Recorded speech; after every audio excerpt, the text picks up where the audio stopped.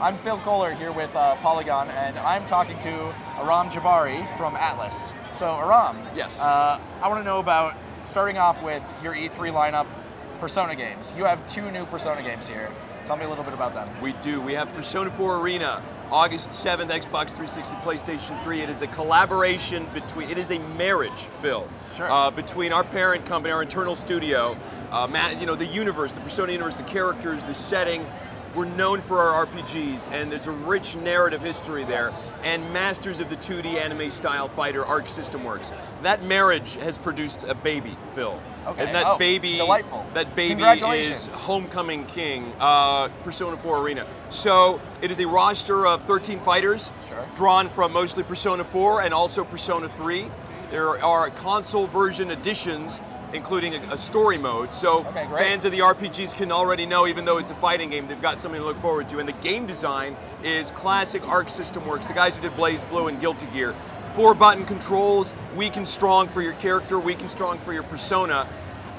Easy to get into, rewarding and deep and satisfying once you really get into it, so we're excited. Here's what I've got to ask. Yes. I love the Persona RPGs, you know that. Yes. But I'm terrible at fighting games. Yes. Is it still worth it for me to check out this game? Well, so here's the question. Yeah.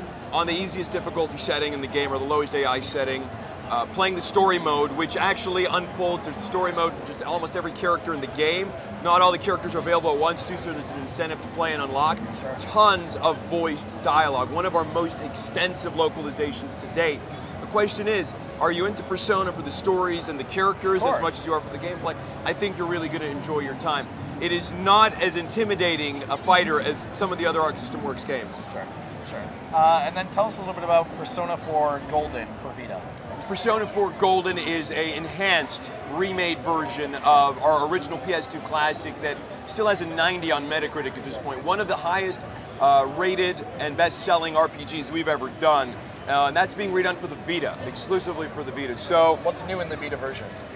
In addition to being remastered for the Vita's 5-inch widescreen, beautiful OLED, we also have the audio remastered as well. Textures have been redone. The game is as vibrant and crisp as ever. The UI has been polished to take advantage of the additional real estate. There's a new story chapter. You go on a ski trip with your friends and Teddy. There's a new character, Marie. And with her, a new social link. Anyone who's played Persona 4 knows that you spend a lot of your time interacting with your friends, you develop relationships, those bonds help you in battle, and that's really kind of half of the game's appeal, in addition to all the fighting, and there's another social link there.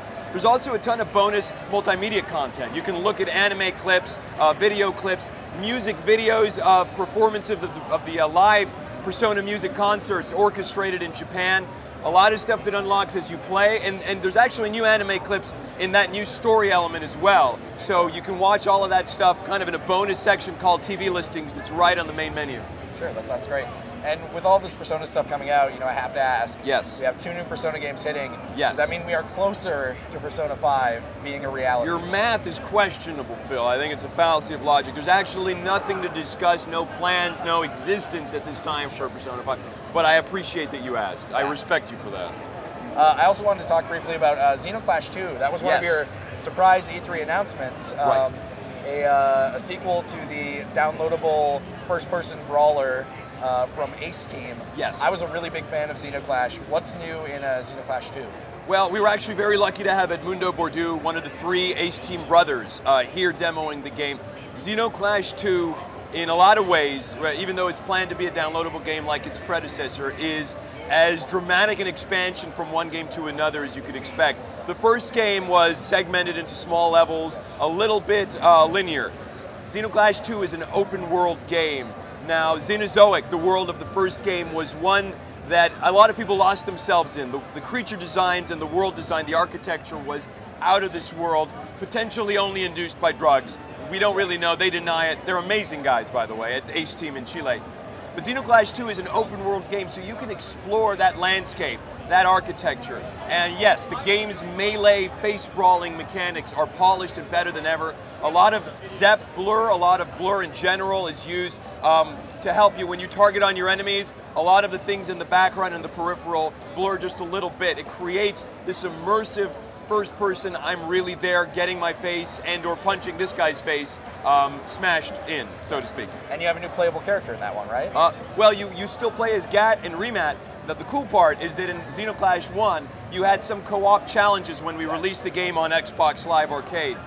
In Zeno Clash 2, the entire game is playable cooperatively from start to finish. You can play as Gat and then your friend can tag along as Remat, and that's online on both Xbox Live, PlayStation Network, and Steam PC. Excellent. And then the last thing I wanted to ask about, so Atlus has been doing more and more European games. I mean, you're known for your Japanese releases, bringing Japanese releases over to North America. You started doing some European games as well. Your latest European game is the Testament of Sherlock Holmes. What can you tell us about this? Well, Frogwares, the developers of this game, the last title they did in the series, Sherlock Holmes versus Jack the Ripper, was generally considered to be a fantastic adventure game.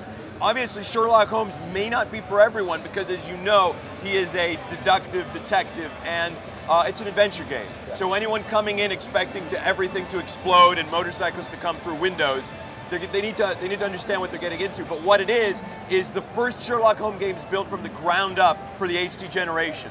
So it's an all-new engine, the lighting, the shadows, the crime scenes come to life like never before. And perhaps the most significant innovation is that the game is now, in a lot of ways, open-ended.